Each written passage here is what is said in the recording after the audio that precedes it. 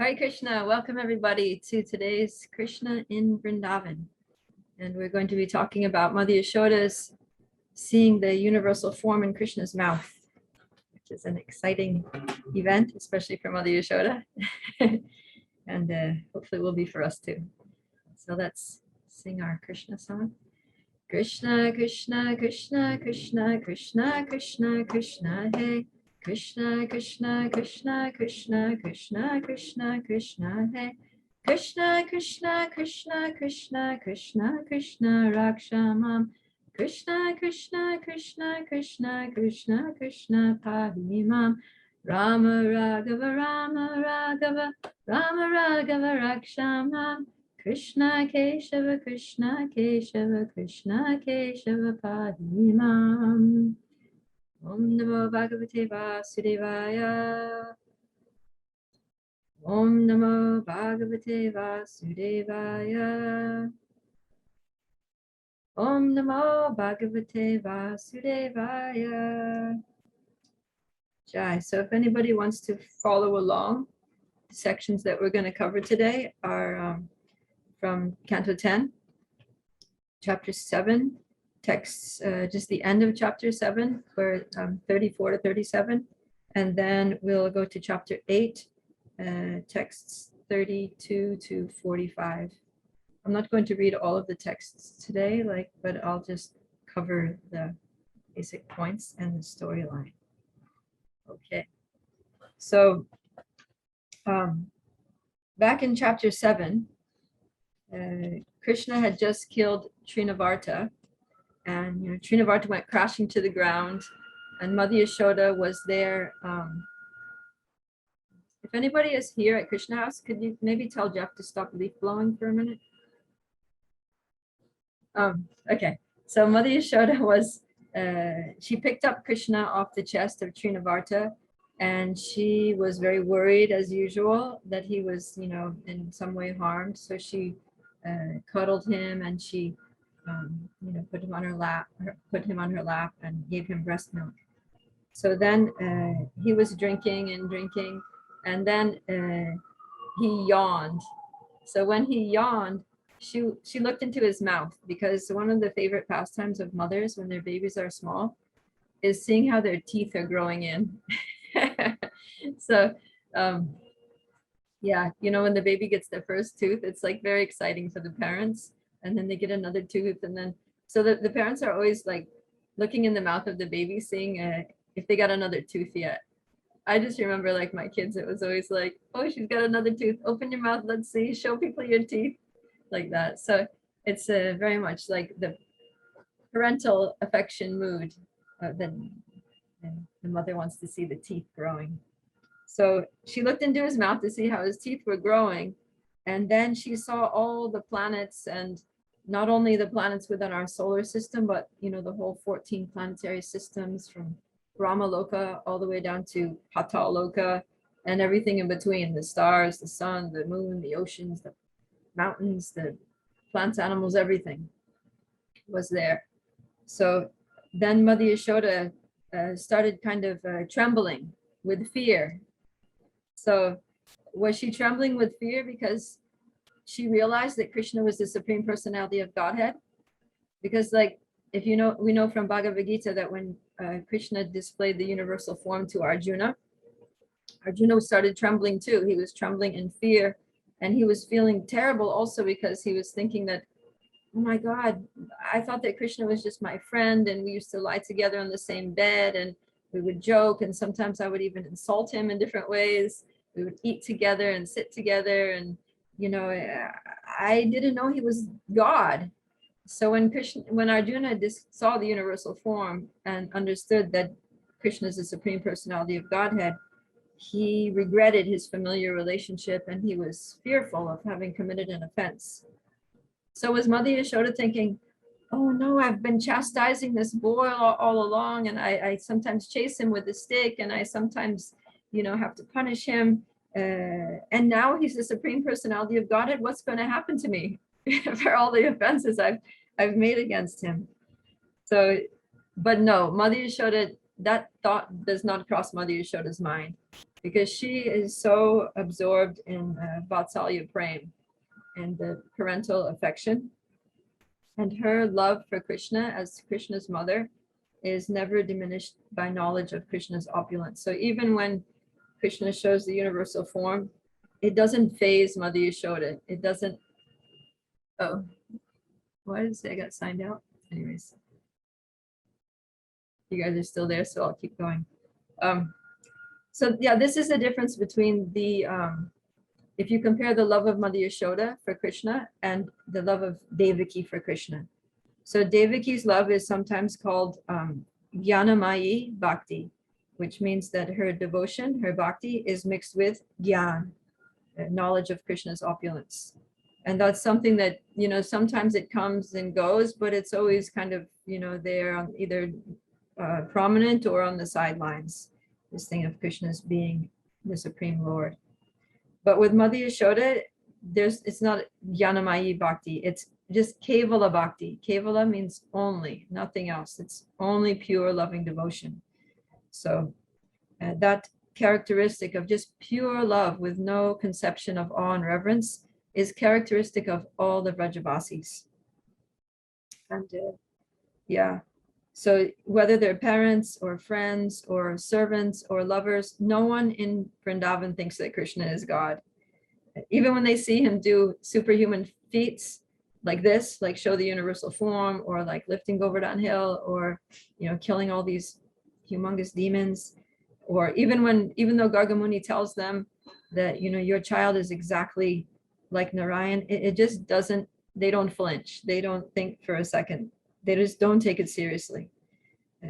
So, yeah.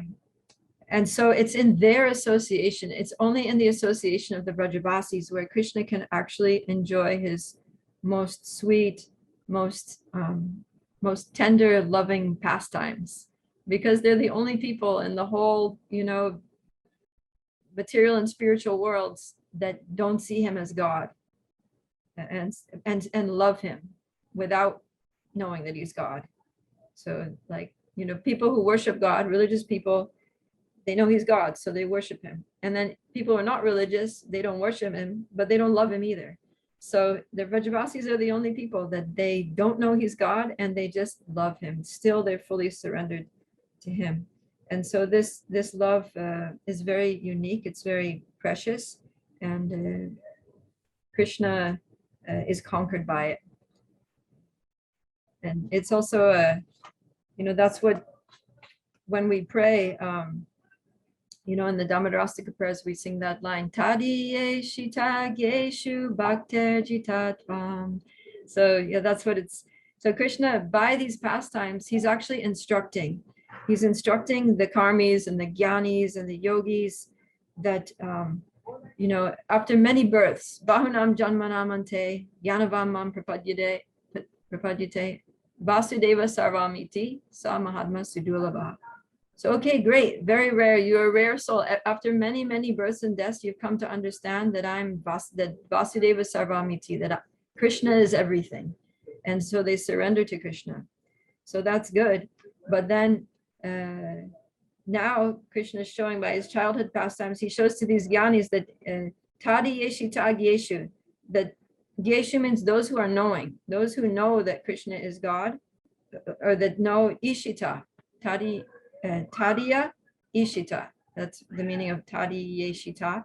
So Tadiya means his, and Ishita means Isha, his sense of being the controller, his majesty and opulence. So Tadiya Ishita Geshu, people who know about his being God, people that know that he's the supreme controller, that through his pastimes he's instructing them that Bhaktir Jitatvam, that I'm conquered by bhakti. This knowledge, I'm not impressed by that. It's fine, you know, that's a beginning, it's a good start, but you know, you have to go further, you have to advance from that. So I was reflecting on this point. It's very interesting because in the Bhagavad Gita, we see also, you know, Krishna starts off with like karma yoga and Sankhya yoga, Buddhi yoga and Dhyana yoga. And then in the end, he says, you know, Sarva Dharma, just forget about all this and just surrender to me. And then in the Bhagavatam, you know, in the first cantos of the Bhagavatam, there's so much about Krishna as being, you know, the Param Sattvam Dhimahi Janmadyasya, you know, the cause of all causes and the supreme absolute truth, and, you know, the source of all incarnations, and the Brahman, Paramatma, Bhagavan, all these things is very much emphasized. And then when you get to the 10th canto, it's just like, forget about all that. The highest way to worship the Lord is by not knowing that. So it's kind of like, it seems like a little thing in the scriptures that, you know, we go through this preliminary, you know, understanding that Krishna is God, or that there are these processes, and then, but the perfection is to kind of just forget about all that and just love Krishna, and just love Krishna. You know, like in Bhagavad Gita, just forget about karma, forget about Sankhya, forget about Gyan and Dhyan, and just bhakti, just love me, just, you know, Manmana Bhava Mad Bhakto, Madhyaji Mam Namaskaru, just always think of me, become my devotee, like that. So, yeah. So then, now Krishna, so then after, so yeah, so now the point is that how do we come to that, you know, now we've all come to this point, at least I guess everybody who's listening to these pastimes has come to the point of accepting that Krishna is God. Krishna is the Supreme Personality of Godhead. We hear that in every one of Prabhupada's purports. But now we're hearing that we need to forget about that, that the perfection of bhakti is actually to forget about that. So then how does that happen? And so how that happens is by hearing about these pastimes, by hearing about Krishna's sweet Vrindavan pastimes, where people don't think he's God, and where they just love Krishna for just because he's Krishna, and it's because of who he is and how sweet he is. So that's why it's very important for us to really just go on hearing these pastimes every day, and letting our love and just entering into them, try to become absorbed in them, and try to feel the feelings, the emotions, and the mood of the Brajabasis and all these different relationships, and really let that like go into our hearts and resonate with that, because we all have an intimate loving relationship with Krishna in one of these rasas, and the more we hear about it, the more that's going to awaken. And when the extent to which our love for Krishna awakens, then our you know, our knowledge, our perception of his opulences is going to be obscured like that. So then let's hear about these sweet childhood pastimes of Krishna. So we're going to go to chapter 8, and we did the first part of chapter 8 yesterday, talking about those, you know, Gargamuni's astrological reading, how he said that Krishna is Narayan, he's the source of all the incarnations, he appears in every yuga, different names and different colors. And then what happened next? So this is all like, yeah, Krishna's God, don't forget that, at least preliminarily. But then as soon as we hear about that, then we hear about Krishna crawling in the mud, getting dragged through the cow dung, holding onto the tails of the calves. And I was hearing today about how he even, like he has a little belt around his waist that has bells on it. And so sometimes he's crawling along and he hears the jingling of those bells on his waist, and he doesn't know where it's coming from. And so he stops crawling and he looks back, he's looking around like, where are those bells? And then, but because he stopped, they stop ringing. So he's like, oh, whatever, it went away. And then he starts crawling again and they start ringing again. And then he stops and he, so he's getting confused, trying to figure out the source of the jingling. And he doesn't even know that they're right on his belly. And so this is going on, and the cowherd women are they're just watching the fun and laughing at his innocence, you know, his sweetness. He's just like a ordinary baby. So yeah, all these things, stealing butter pastimes. And we heard about how the cowherd women go to complain, and how they relish that complaining because it's Krishna Katha. And Mother Yasoda also relishes hearing those complaints, because she wants to know everything that Krishna does, you know, because everything that Krishna does is wonderful. It's full of sweetness. And so now in this pastime, we're going to hear how it's not only the cowherd women who complain about Krishna, but also sometimes it's the cowherd boys. So because when Krishna gets older, a little older, then he goes to play with the neighboring children. He plays with the little boys and little girls in the village of Gokul, and they go play in the dirt, just like ordinary children. You know, they like to play in the dirt and mix mud and water and make mud pies and make little, you know, houses and like sandcastle kind of thing. So Krishna does that. That's exactly what he does. He gets the earth and clay from Vrindavan and he molds it. They make it into different shapes and they make little houses and they make roads. And sometimes they'll build a nice like fortress there, and then another boy will come knock it down, and then somebody else will make one and Krishna will go knock it down, or they'll knock down Krishna's, and so like that they play. But this particular day, Balaram and some of the friends noticed that Krishna was sitting there quietly. You know, they're all doing something, playing together, and then they looked, Krishna was a little off to the side by himself. He was just sitting there, and they went over like, Krishna, what are you doing? You know, then they saw that he had found some nice soft clay and he had made it into a little mud cake and he was eating it.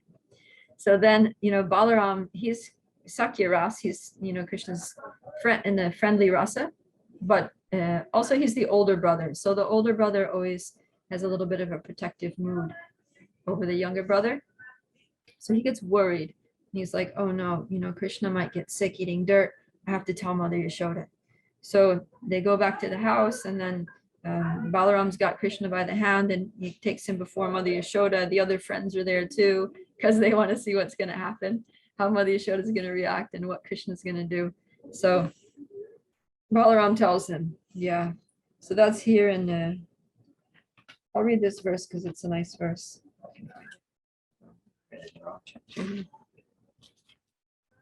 Text 32. Reading text 32 out of chapter 8. Ekada kridamanaste ramadya gopadarakaha Krishno mridam bakshitavan iti matre nyavedayan. To hear the word, this is Balaram's complaint. Krishno mridam bakshitavan. So Krishna is Krishna, and then mridam means clay, just like mridanga. So mrida means clay and anga means limbs or body. So the mridanga's body is made out of clay. It's made out of mrida anga. So he's saying this, Krishna mridam bakshitavan. So bakshish means food, means eating. There's he's been taking this mrida clay as his bakshish, as his food. And that's the complaint. So why was Krishna eating clay? Different people say different things. So some say that Krishna was eating clay to reciprocate with Mother Earth, Bhumi Devi, because she's also a devotee, Mother Bhumi. And some people say that it's to glorify the dust of Vraj, of Krishna's holy land of Vraj, that the dust of Vraj is so pure and transcendental that you can eat it. And devotees sometimes do eat, they take a little dust of Vrindavan, you know, they eat that dust a little bit. So that could be a reason. Some say that it's to purify the whole universe for the benefit of all the souls in this universe. Just like when we offer bhoga to Krishna and then he eats it, so it becomes sanctified food, right? It becomes prasada, it becomes purified. And when we eat that, it purifies us. So because Krishna ate the dirt of the universe, then the whole universe became prasadam. The whole universe became sanctified. So those are some reasons for why, you know, devotees may comment on why Krishna ate dirt. But from Krishna's point of view, he's not seeing it like that. He's just being a baby. And that's what babies do. They make mud pies and sometimes they eat them. So Balaram's concerned, and he takes Krishna to Mother Yasoda. And this pastime is really like, it's really nourishing Mother Yasoda's love for Krishna. So somebody might wonder, well, how is it that she's loving Krishna more by him eating dirt?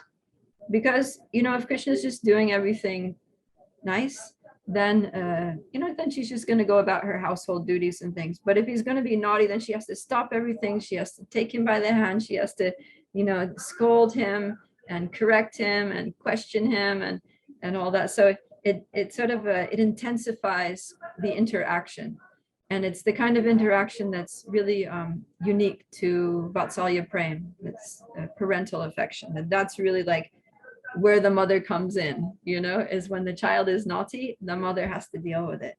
So Mother Yasoda is in ecstasy, having this situation where she has to, hold on to Krishna so he doesn't run away, and just, interrogate him. What is this? You restless child. She says, I make so many nice sweets for you. Why are you going off and eating dirt? What's wrong with you? So like that, she's kind of scolding him. And then Krishna, he's responding like an ordinary child. I mean, if he was going to play the part of God, he could do many things, but he's just being an ordinary child. And by his response, he's also increasing Mother Yashoda's motherly affection for him. So what he does is like often small children, if they get caught out doing something and they know they're in trouble and they know they're going to get, grounded or slapped or closed in their room or something like that, then they'll tell a lie to avoid getting in trouble. So that's what Krishna does. He says, I didn't eat dirt. Balaram's lying. All these boys are lying. So then we can reflect, we can think about this, that who's actually lying here? Somebody's got to be lying, right? Because one's saying he ate dirt and he's saying, I didn't eat dirt. So the cowherd boys can't be lying, because the scriptures say that they are krita punya punjaha, that they, the cowherd boys gained that position as being able to play with Krishna after doing punya punjaha, after doing punya or pious activities for many, many lifetimes, perfect truthfulness for many, many lifetimes. So they're not going to be inclined to lie. And then at the same time, Krishna, he's param sattvam. He's the supreme absolute truth. So how can he lie? Krishna is the absolute truth. He's satya sankalpa. Whatever he desires becomes a reality. Whatever he says has to become true. So then the conclusion is that nobody's lying. And how is it that they're both saying completely contradictory things, but nobody's lying? So everybody's speaking the highest truth, because the highest truth is not truthfulness. The highest truth is love. And Krishna's lying, his childish lying out of fear of being punished, is nourishing Yashoda's parental love. It's heightening, heightening even more the emotional intensity of the exchange. So then it continues. Mother Yashoda says, now she's going to challenge Krishna. Okay, well, if you didn't eat dirt, then open your mouth and show me. So she's expecting to see some little mud between Krishna's newly grown teeth. Some little mud in the corners of his mouth. And then, so then Krishna, he's not thinking.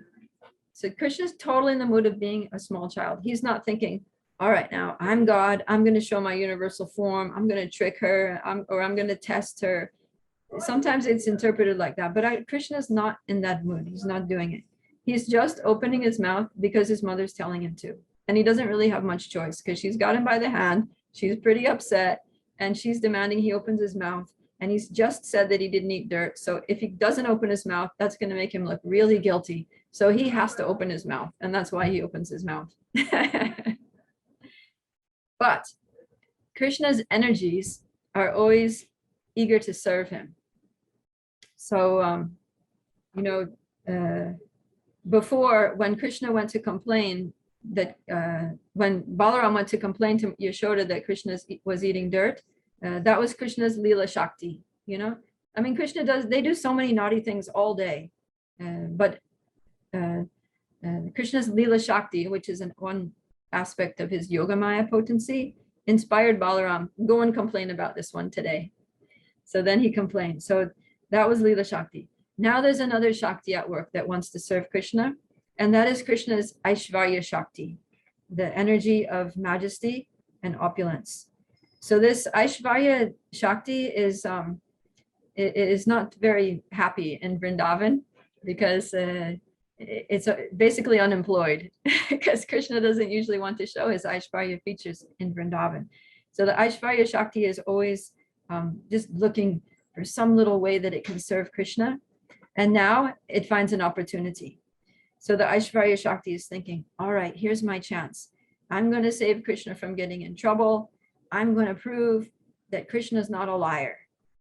So then when Krishna opens his mouth, then the Aishvarya Shakti manifests all the universes again, all the planetary systems and the mountains and the rivers and the oceans and all the different animals and all the trees and beyond that, this time Mother Yasoda sees even more. She sees even herself and Nanda Maharaj. She sees the whole Vrindavan Dham there in Krishna's belly. And she even sees, she sees herself and she sees Krishna. She sees even the scene of her looking inside Krishna's mouth. And so this was all manifested by the Aishvarya Shakti. Of course, Krishna could have done it himself, but he didn't want to, because the whole reason he takes this human form in Vraj is to relish these sweet, playful pastimes. Because if you think about it, these sweet childhood pastimes, the sweet Vrindavan pastimes, where no one knows that Krishna is God, these are the real opulences of Krishna.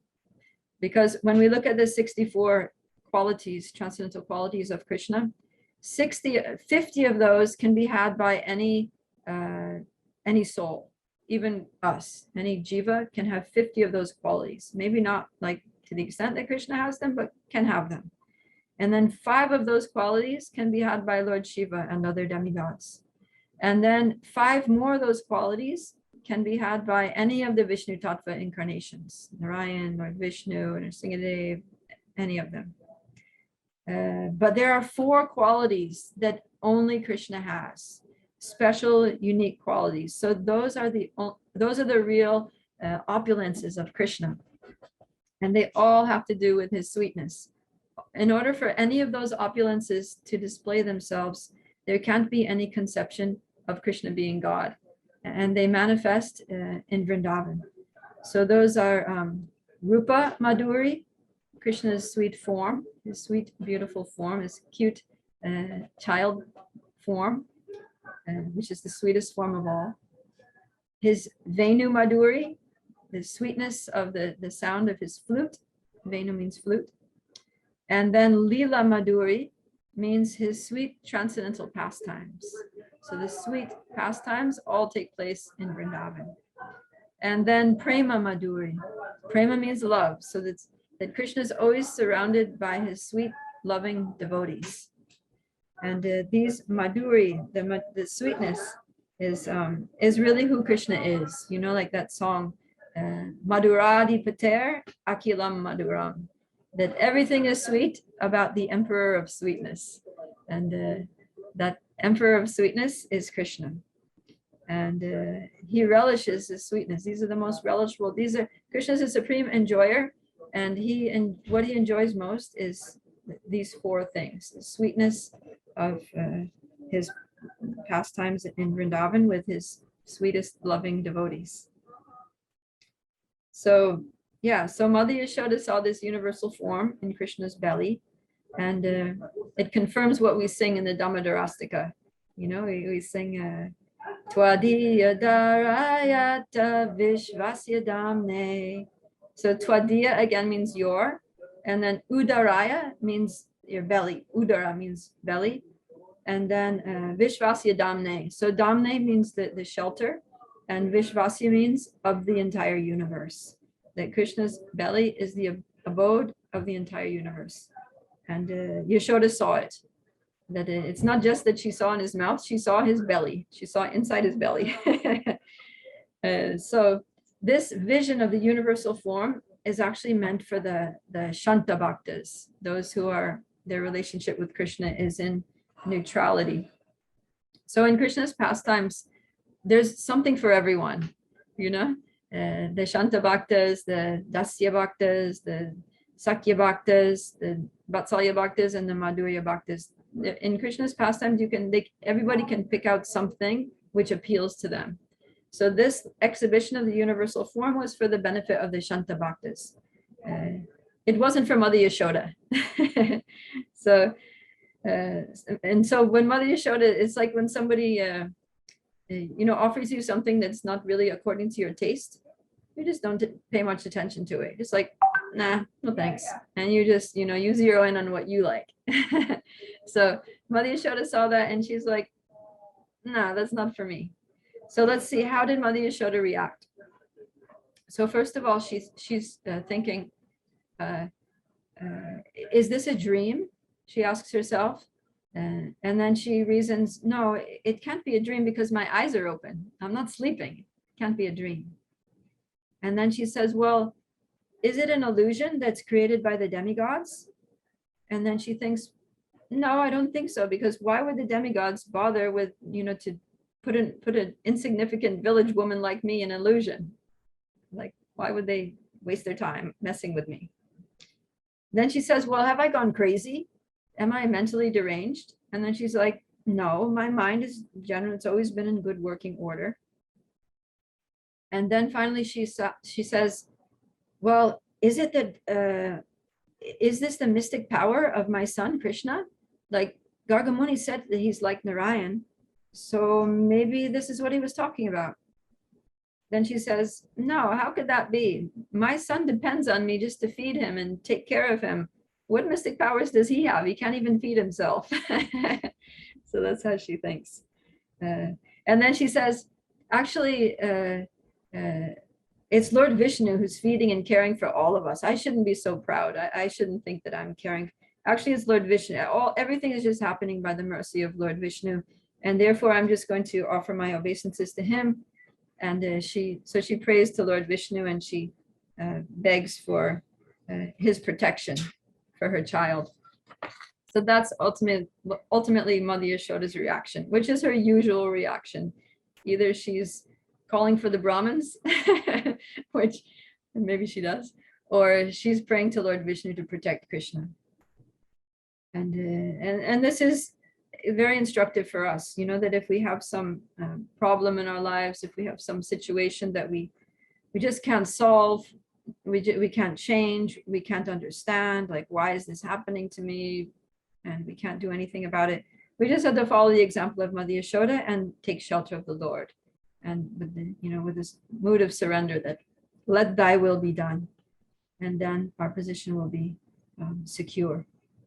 So it's interesting here though with Mother Yasoda, because for a second she gets kind of philosophical. And she at that point when she prays to Lord Vishnu and she thinks, oh, it's Lord Vishnu that's maintaining everybody. She kind of gives up all her conceptions of I, me, and mine, and she just totally surrenders to Vishnu, that everything is yours, Lord Vishnu. I'm yours. And Nanda Maharaj is not my husband. He's just your servant. Krishna is not my son. He's also belongs to you. The cows are not my livestock. Everything just belongs to you. So this is actually that Krishna inspires her to speak like this for our instruction, because all these attachments to possessions and to bodily relationships are very strong, and it's a very hard lesson to learn. Detachment from these things is one of the hardest lessons for us to learn in our lives, and therefore this kind of instruction is repeated in various scenarios throughout the Srimad Bhagavatam. And here even Mother Yasoda is instructing us, that these relationships are temporary, and for us what she's saying is true. Everything is Lord Vishnu. But for her, it's not actually even true because Nanda Maharaj is her eternal husband. It's not a temporary relationship. Krishna is her eternal son. It's not a bodily relationship. And even her sense of possessiveness of Krishna it's an eternal feature of her ecstatic love for Krishna. and it's glorious. So then in the very next moment, I mean, that's just like a fraction of a second where she's feeling like that. And she becomes a little detached, but then immediately she forgets all her philosophy, and she just is overwhelmed again with maternal affection for Krishna. And then she's just like, oh, whatever it is, Krishna's my baby. And she takes him in her arms, and she gives him a big hug. And yeah, everything's okay. It's all over. Yeah. She forgets everything. It says here that the conclusion here is in text 44. Immediately forgetting Yogamaya's illusion that Krishna had shown the universal form within his mouth, Mother Yasoda took her son on her lap as before, feeling increased affection in her heart for her transcendental child.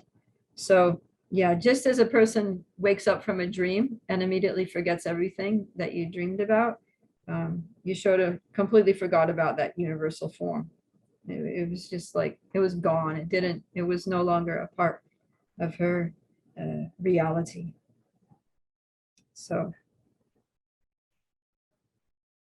yeah, and there's a little conclusion verse here, text 45.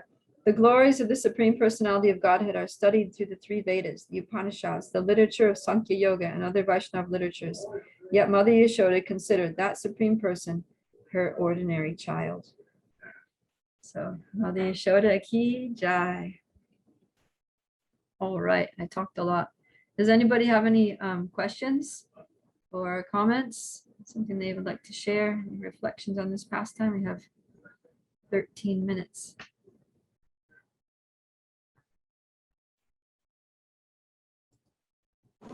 I have a question. Yeah, Evan. Do the residents of Vrindavan or Golok Vrindavan, do they know that they're spiritual beings? Or do they not think about it? And also, like, I can ask my other question after that. I mean, I'm not really sure what they think. I mean, I know that, they do worship the Lord. They do worship Lord Vishnu. So they must have this, and they definitely have the sense that, they understand that, because they do astrology and things, like when Krishna's born, they get someone to do the astrology.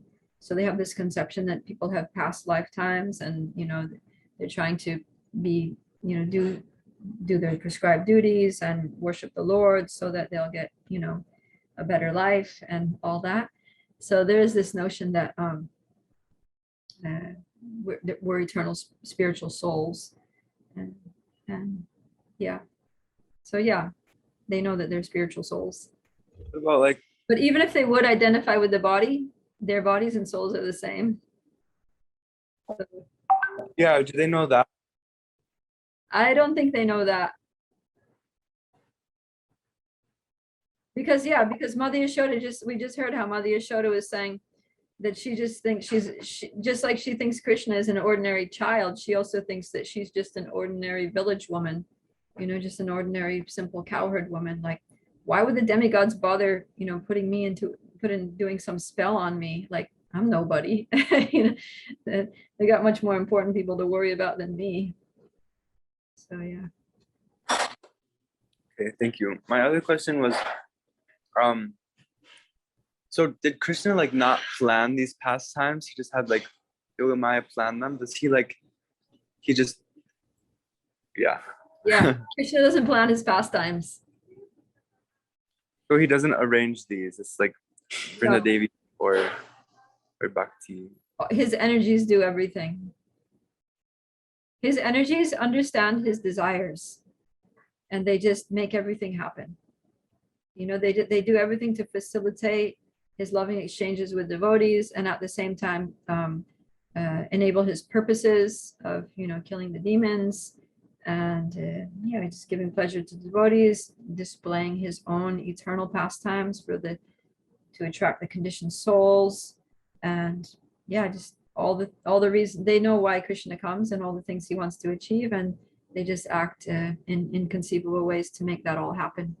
And the way they act is inconceivable to the Vrajabasis and even to Krishna himself, because Krishna doesn't want to know.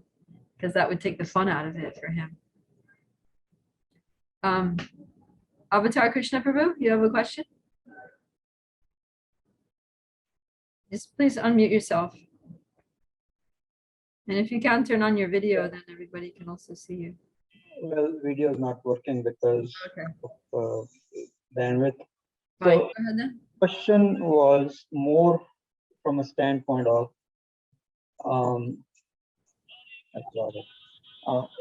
we are Prakriti, we are female, and Krishna is male.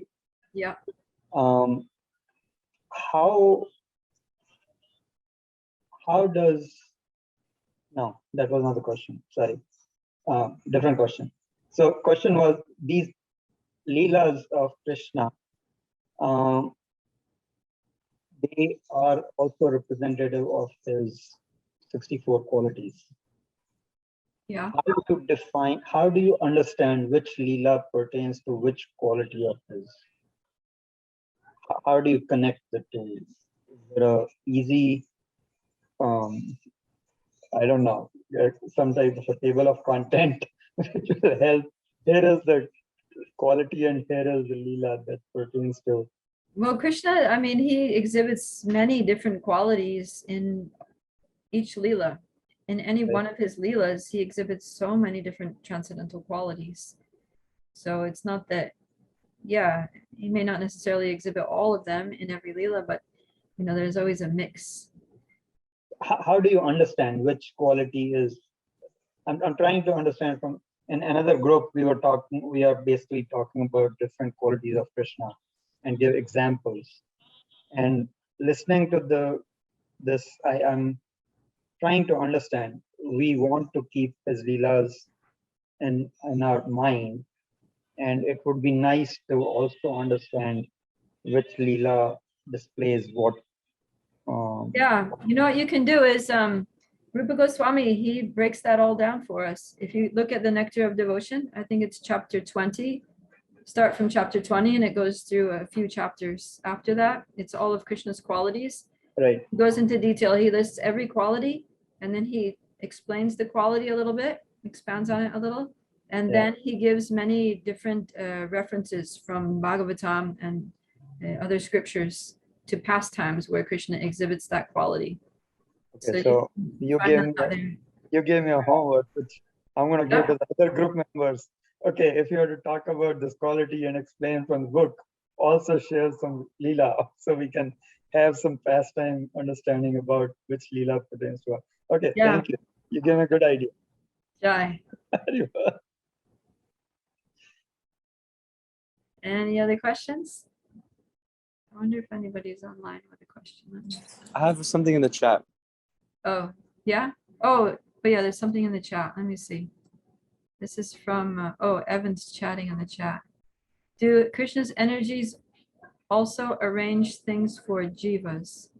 We say everything is Krishna's arrangement, but is it really his energies arranging based on his desire? Yeah, I mean, like, you know, for people who are not devotees, then, you know, Maya. Maya is Krishna's external energy.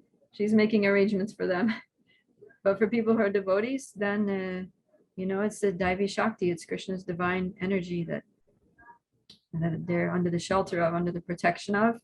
And those energies are working. Krishna has so many energies, you know, Parasti Shaktir Vivadaiva Shriyate. There's diverse, unlimited energies, and they all act in different ways. So it's really kind of inconceivable to us, but we can rest assured that Krishna's energies are arranging everything for the jivas. Yeah.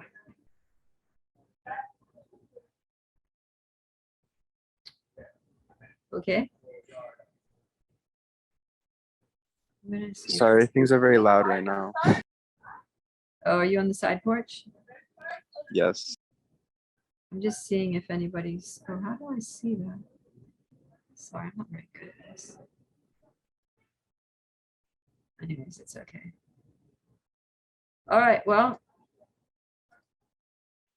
if there's no more questions, then we can stop because we're going to have Damodarasika in a few minutes, so everyone can get set up for that. Srimad Bhagavatam ki jai. Krishna in Vrindavan ki jai. Srila Prabhupada ki jai. Gaura Premanand Haribo.